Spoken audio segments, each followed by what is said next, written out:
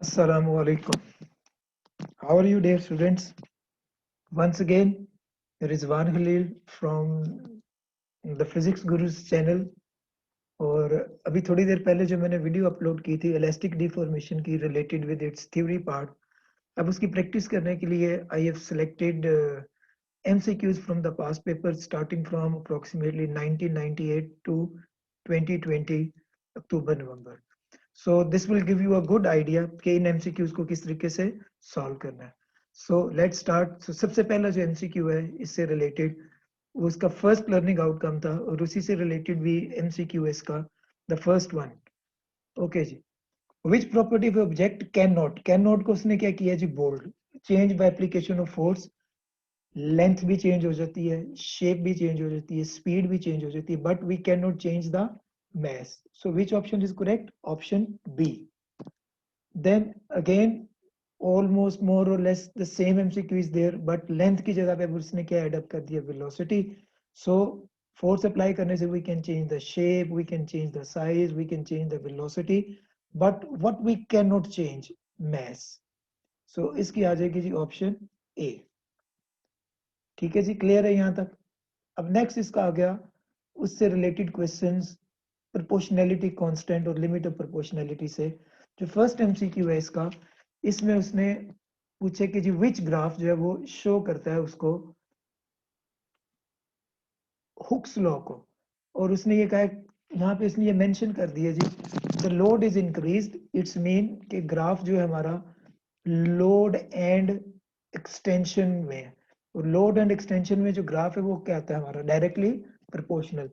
The spring reaches its limit of proportionality at L at point L. अब उसने limit of proportionality को जो है वो किससे रिप्रेजेंट कर दिया है? पॉइंट एल से.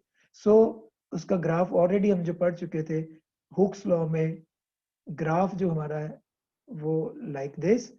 अगर लोड इस एक्सिस के लॉन्ग है, एक्सटेंशन यहाँ पे है, तो फिर इसकी जो कर्व है दैट विल मूव अपवर्ड. और फिर डेफिनेटली इसके लिए which graph will be the correct graph? Option D. ये वाला पॉसिबल नहीं है क्योंकि स्ट्रेट लाइन नहीं है. ये भी पॉसिबल नहीं है because straight line is not starting from the origin.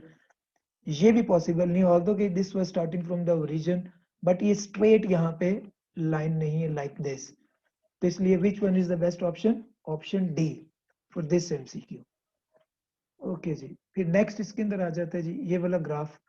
इसके अंदर उसने पूछा कि जी उसकी लोड की वैल्यू बतानी है, किस जगह पे लिमिट ऑफ प्रोपोर्शनैलिटी आती है. तो यहाँ पे आप क्या करेंगे कि इस जगह पे आप स्केल प्लेस करके एक स्ट्रेट लाइन ड्रॉ कर देते हैं अलोंग द स्केल, और फिर यहाँ से आप अगर वो इसको ऑब्जर्व करें कि इस पॉइंट के बाद उसकी जो लाइन है दैट बिकम्स कर्व्ड. और फिर उस कर्व्ड लाइन को देखने के लिए क्या करेंगे कि वैल्यू उसकी क्या है. उसके लिए हम यहाँ से एक ड्रॉ करेंगे लाइन, स्ट्रेट लाइन ड्रॉ करेंगे. और डेफिनेटली ये स्ट्रेट लाइन जो है वो because scale is not there, तो इसलिए स्ट्रेट लाइन मोर और लेस कहाँ पे आके इंटरसेक्ट करेगी? 60 पे. सो 4 न्यूटन पॉसिबल नहीं है, 15 न्यूटन पॉसिबल नहीं है, 70 न्यूटन पॉसिबल नहीं है. So which is the limit of proportionality? जहां पे लोड उससे ज्यादा एक्सटेंड करेंगे, हैंग करेंगे, तो वो क्रॉस कर जाएगा, दैट इज 60 न्यूटन. फिर देन इसमें भी वो देख लीजिए कि अगेन उसने पूछा जी लिमिट ऑफ प्रोपोर्शनैलिटी कहाँ पे है. तो यहाँ पे इस लाइन को अगर मैं स्ट्रेट ही ड्रॉ करता जाता हूँ, एक्सटेंड करता जाता हूँ, तो ये पॉइंट बी के बाद ये लाइन जो है वो क्या हो जाती है? चेंज हो जाती है, कर्व्ड होनी शुरू हो जाती है इस पॉइंट से. सो इसका लिमिट ऑफ प्रोपोर्शनैलिटी भी क्या होगा? Option B. Then next question, इसमें भी उसने पूछा कि जी which shows the limit of proportionality, कौन सा पॉइंट शो करता है? ओ पॉसिबल नहीं है क्योंकि ओ स्टैंड्स फॉर क्या है? ओरिजिन. ओपी, ओपी तो load and extension directly proportional होते हैं, तो ये रीजन भी पॉसिबल नहीं है. उसके बाद P Q, P Q curved part है, ये भी पॉसिबल नहीं है. तो लिमिट ऑफ प्रोपोर्शनैलिटी फिर किस पॉइंट से स्टार्ट होगी? पॉइंट पी से. और अगर इधर भी हम लाइन ड्रॉ करें तो दिस इज क्लियर कि ये पॉइंट पी जो है that will be its limit of proportionality. Likewise अब इसके अंदर आ जाते हैं इस नेक्स्ट एमसीक्यू में। The graph shows the extension of a piece of a copper wire as the load on it is increased. What does the graph show? क्या चीज ये शो करता है? अच्छा जी, इसमें ये वर्ड अगर आप देखो तो ये लिखा है एनी लोड। एनी लोड के लिए ये क्वांटिटीज डायरेक्टली प्रोपोर्शनल नहीं होती, और ऑब्वियसली ये ग्राफ इनवर्सली प्रोपोर्शनल तो है नहीं, तो ये दोनों ऑप्शंस आपकी क्या हो गई इसमें से? ओमिट। उसके बाद ऑप्शन ए और बी में से अब हमने सिलेक्ट करना है कि ऑप्शन ए और बी क्या है। एक्चुअली उसने पूछा क्या है कि यहाँ पे उसने लोड इंक्रीज करता गया और एक्सटेंशन भी उसके अकॉर्डिंगली इंक्रीज होती गई है। So at a certain load the wire becomes easier to extend, at a certain load wire becomes harder to extend. अब हार्डर कैसे पॉसिबल है? क्योंकि स्प्रिंग के ऊपर जब हम लोड एक्सर्ट करते हैं, लोड हैंग करते हैं, तो स्प्रिंग एक्सटेंड होता जाता है। तो फिर टाइम कम्स जब लिमिट ऑफ प्रोपोर्शनैलिटी पे रीच करने के बाद it will be very easier to extend. So which option is correct? Option A. Then next one again, ये तो बिल्कुल स्ट्रेट है ना कि किस पॉइंट के बाद जो वो स्ट्रेट लाइन नहीं हमारे पास रह रही, ऑप्शन बी के बाद। So this will be the point of limit of proportionality. Again इस जगह पे इस ग्राफ पे है, इसमें फिर उसने वही चीज पूछी है, लिमिट ऑफ प्रोपोर्शनैलिटी। तो ये स्ट्रेट लाइन यहाँ से अगर हम ड्रॉ करें तो इस जगह पे जा रही है, तो फिर डेफिनेटली ये कौन सा पॉइंट होगा? Point A. Most of the questions में एमसीक्यूज में point B was the correct answer, but अब इस जगह पे उसने क्या किया कि यहाँ पे उसने पॉइंट ए ही से उसको कर्व कर दिया। सो बी केयरफुल, इसमें बी ऑप्शन करेक्ट नहीं है क्योंकि वो कर्व्ड पार्ट स्टार्ट हो चुका है वहां से। उसके बाद उसने यहाँ पे ये पूछा है कि जी the graph shows how the length of the spring varies with the load. अच्छा जी, अब उसने कहा कि वो फर्दर कितना एक्सटेंड करेगा? 3। अब यहाँ पे अगर आप देखो तो ये वैल्यू इसकी ऑलरेडी कहाँ से स्टार्ट हो रही है? 2 से।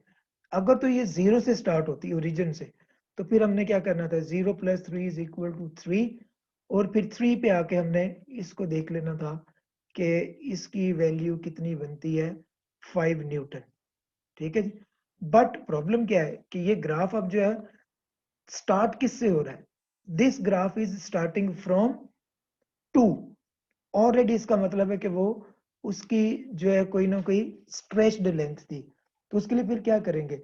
इन दोनों को आपस में हमें ऐड अप करना पड़ेगा। 3 + 2 = कितना आ जाएगा जी? 5 सेंटीमीटर। अब हम 5 सेंटीमीटर पे गए, यहाँ पे जाके स्केल से एक स्ट्रेट लाइन मार्क की, उसके बाद फिर इस साइड पे है, यहाँ पे स्ट्रेट लाइन मार्क की, तो ये किस लोड पे इंटरसेक्ट करेगा इसको? तो इट विल बी 15 न्यूटन। ठीक है जी। सो इट्स मीन कि इसके लिए फिर हमारी कौन सी ऑप्शन करेक्ट है? Option D. तो ये फिर देख लीजिए, दोबारा समझ आया? अगर तो ग्राफ स्टार्ट होता ओरिजिन से, तो देन 0 + 3 = 3 न्यूटन करना था, तो आंसर वाज देयर। बट अब इसकी इनिशियल पोजीशन ही क्या है? 2 सेंटीमीटर। सो इसमें फिर एक्सटेंड जब करेगा तो टोटल कितना एक्सटेंड कर जाएगा? 5 सेंटीमीटर। ओके। इसमें दो ग्राफ्स तो उसने ये पूछा था कि जी which fibre is hardest to stretch. अब सिंपल सी चीज है, कर्व वाला ग्राफ तो पॉसिबल नहीं है, बी और सी पॉसिबल नहीं है। अब यहां पे हम देख लेते हैं, इसकी मैं अगर स्लोप कैलकुलेट करता हूं और इसकी स्लोप कैलकुलेट करता हूं।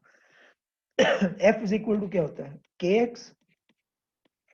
के इज इक्वल टू क्या होगा? F/x। लेकिन अब यहाँ पे जो ग्राफ गिवन है, इस ग्राफ में एक गड़बड़ क्या चीज है कि यहाँ पे एक्सटेंशन किस एक्सिस के अलोंग है? Extension is along y axis, और जो लोड है वो किसके अलोंग है? x एक्सिस के। अब यहाँ पे जो स्लोप आएगी, इस जगह पे मेरे पास जो स्लोप बनेगी वो होगी x/f।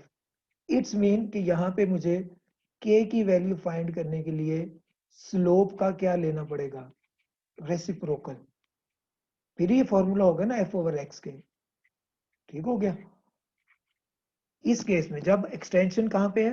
अलोंग y एक्सिस, और लोड कहां पे? Along x axis. सो इसकी स्लोप ज्यादा है और इसकी स्लोप क्या है? कम है। तो इट्स मीन कि जिसकी स्लोप कम है, मैं d के लिए लिख देता हूं। a के लिए उसकी स्लोप की वैल्यू ज्यादा थी, तो k की वैल्यू क्या होगी? कम होगी, और डी के लिए उसकी स्लोप की वैल्यू कम थी तो के की वैल्यू क्या होगी, ज्यादा। तो डेफिनेटली फिर जिसके लिए के की वैल्यू ज्यादा होती है वो स्प्रिंग क्या होता है, उसकी स्टिफनेस क्या होती है, harder. So that will be the harder. So which option is correct? Option D is the correct answer. और नोट्स में भी देख लीजिएगा, इन दोनों ग्राफ्स को मैंने एक्सप्लेन किया है कंप्लीटली।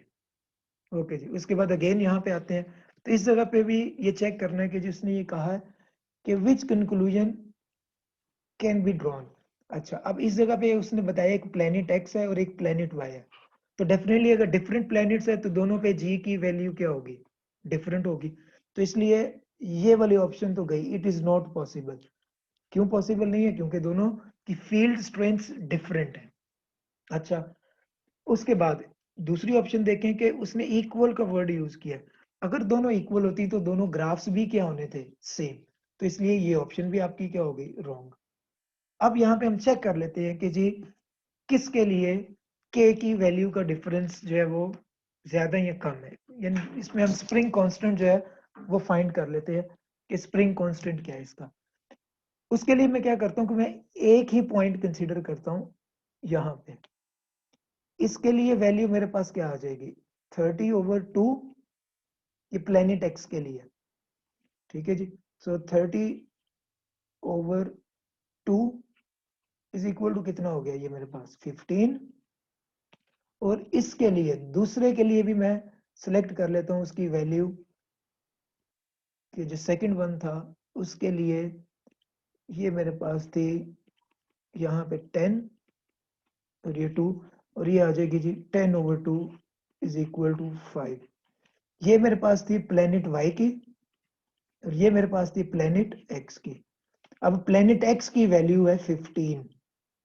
ठीक है जी, और 15 को हम क्या लिख सकते हैं, 3 × 5, और वो डेफिनेटली फिर ये किसकी वैल्यू थी, 5 जो थी वो प्लेनेट वाई की वैल्यू थी। सो इट्स मीन के फिर कौन सी ऑप्शन करेक्ट होगी, ऑप्शन डी।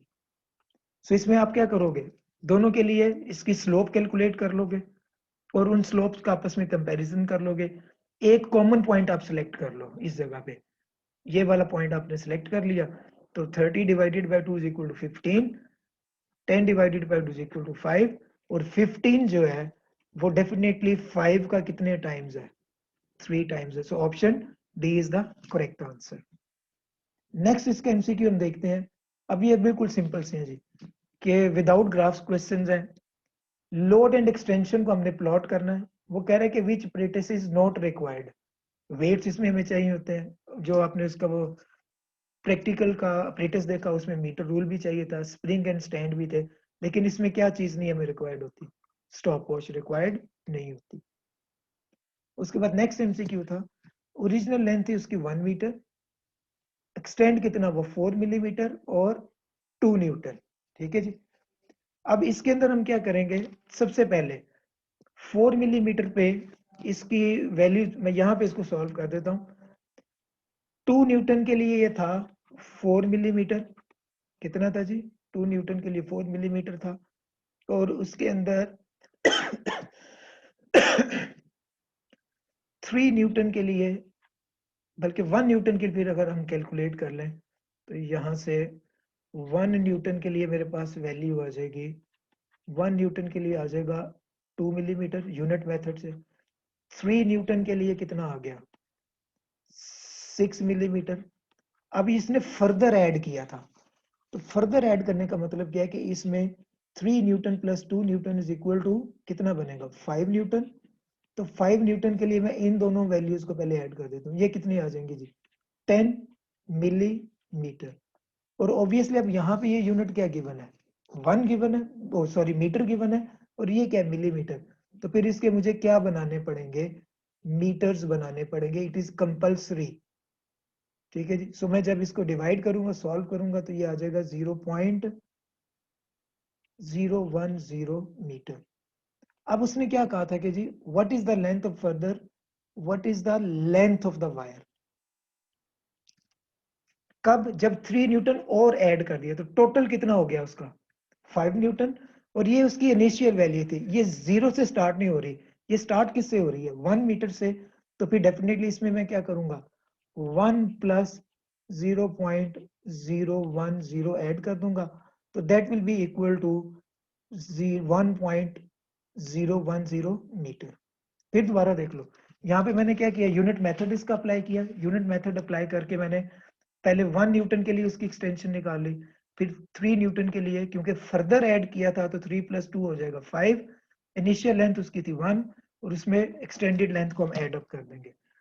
जो एमसीक्यू नंबर नीचे ये वाला है, इसमें और उसमें सिर्फ डिफरेंस ये है कि इसमें वैल्यूज ऑलरेडी किसमें गिवन है, मिलीमीटर में, so there will be no effect on the answer. तो इसका भी आंसर वही रहेगा, सेम एज इट इज रहेगा जो ऊपर वाले एमसीक्यू होता है, दैट इज ऑप्शन सी। अब नेक्स्ट देखते हैं जी, इसके अंदर इसमें भी वही यूनिट मेथड हम यूज करेंगे। अनस्ट्रेच्ड लेंथ थी उसकी 15 सेंटीमीटर, इसका मतलब है कि उसकी इनिशियल लेंथ थी 15 सेंटीमीटर। अब उसमें 4 सेंटीमीटर पे कितना था जी 6 न्यूटन, कितना था जी 4 सेंटीमीटर पे 6 न्यूटन था। सो यहाँ पे मैं इसको कर लेता हूँ जी 4 सेंटीमीटर पे 6 न्यूटन था, और 1 न्यूटन पे कितना हो जाएगा 4/6 सेंटीमीटर, कितना उसने उसको किया था जी 3, सो 1 न्यूटन के लिए 4/6 इंटू 3, इसको सॉल्व करेंगे तो 12/6, और 12/6 इसके इक्वल आ जाएगा जी ये 2 सेंटीमीटर के इक्वल आ गया। अब इसकी इनिशियल लेंथ कितनी थी 15 सेंटीमीटर, और जो एक्सटेंडेड लेंथ है 3 के लिए 3 न्यूटन के लिए वो कितनी आई है 2 सेंटीमीटर। तो फिर अब टोटल लेंथ कैसे आएगी, इसमें इन दोनों को आपस में क्या कर देंगे ऐड अप, तो 15 + 2 = कितना बन गया 17 सेंटीमीटर। तो फिर कौन सा आंसर आ गया ऑप्शन सी। सो ये क्लियर हो गया। सबसे पहले इसमें यूनिट के लिए हम वैल्यू कैलकुलेट कर लेते हैं कि यूनिट न्यूटन के लिए या 1 न्यूटन के लिए उसकी लेंथ कितनी है, फिर 3 के लिए उसकी वैल्यू कैलकुलेट करके ओरिजिनल में ऐड अप कर दिया। अब चलते हैं जी नेक्स्ट एमसीक्यू पे। अभी आगे स्प्रिंग्स के, इसमें डेफिनेटली ये कौन सा कॉम्बिनेशन है पैरेलल, पैरेलल कॉम्बिनेशन में वो क्या होते थे आपस में डिवाइड होते थे, नंबर ऑफ स्प्रिंग्स पे डिपेंड करता था।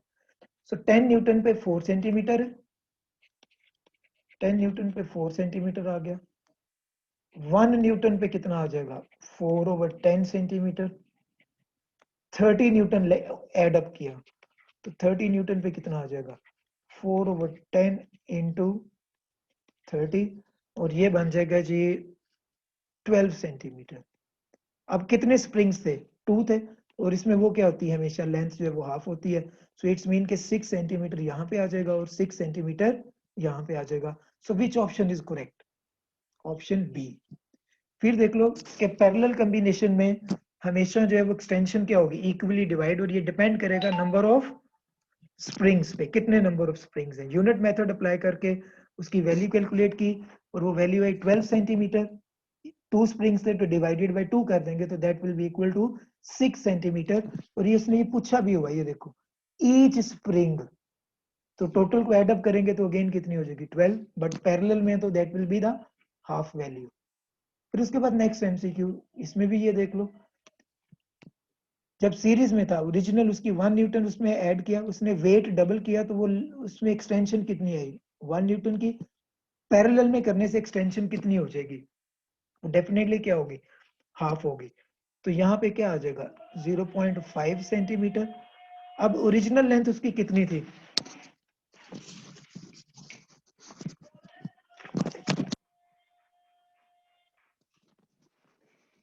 ठीक है, जो ओरिजिनल लेंथ उसकी कितनी थी, ओरिजिनल लेंथ उसकी थी 1 सेंटीमीटर, और सो अब इसकी ओरिजिनल वैल्यू थी 1 सेंटीमीटर, और वो एक्सटेंड कितना हुआ पैरेलल के लिए हाफ हुआ तो 0.5 सेंटीमीटर, तो 1 - 0.5 किसके इक्वल आ जाएगा 0.5 centimetre. So which option is correct, option A. कौन सी ऑप्शन फिर करेक्ट है, option A is the correct answer.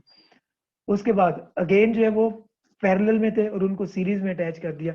अगर इसकी एक्सटेंशन जो है उसने बताया कि जी x से उसने रिप्रेजेंट किया, अगर इसकी एक्सटेंशन x के इक्वल है, ठीक है जी, extension in each spring is x, तो फिर डेफिनेटली यहाँ पे कितनी होगी 2x, क्योंकि सिंगल जो एक्सटेंशन है पैरेलल में जाके वो हाफ हो जाती है। सो 2x आ गई।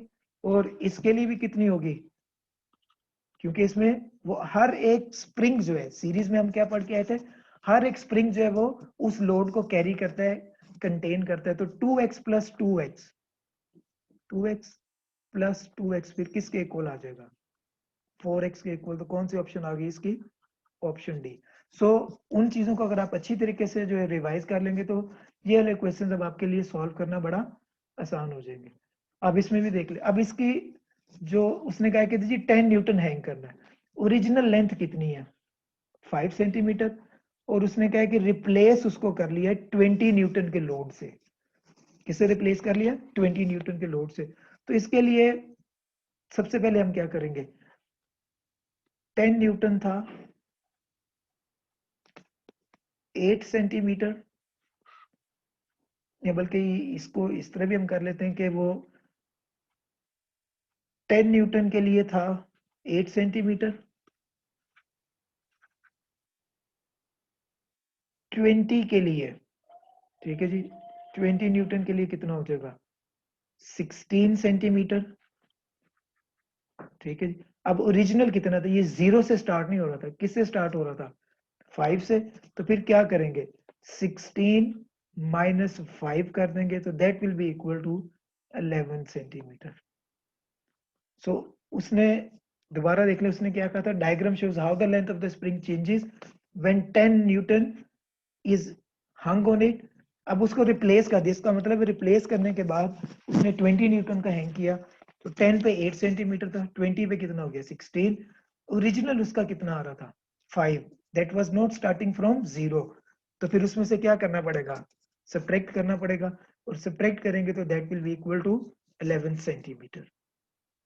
ओके जी, लास्ट पेज पे इसके एमसीक्यूज आ गए। यहाँ पे इसको कंपैरिजन से देख लेते हैं। वो कह रहा है कि जी किन लोड्स पे जो है वो लिमिट ऑफ प्रोपोर्शनैलिटी आता है।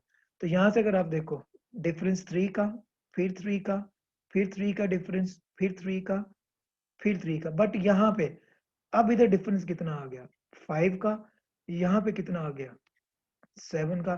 सो इट्स मीन कि ये वाले जो वेट्स थे यहाँ पे आके क्या आ गया उसका प्रोपोर्शनैलिटी, लिमिट ऑफ प्रोपोर्शनैलिटी आ गया। सो विच ऑप्शन इज करेक्ट 10, क्योंकि हर एक में फिर देख लो डिफरेंस कितना चल रहा था। इट्स मीन कि वो क्वांटिटीज क्या थी डायरेक्टली प्रोपोर्शनल थी। चलो जी, best of luck to all of you. I hope कि आपको ये क्वेश्चंस समझ आ गए होंगे। If there is any query, any question, just post on the YouTube channel's comments, and we will respond. Thank you very much. Best of luck to all of you. Assalamu alaikum.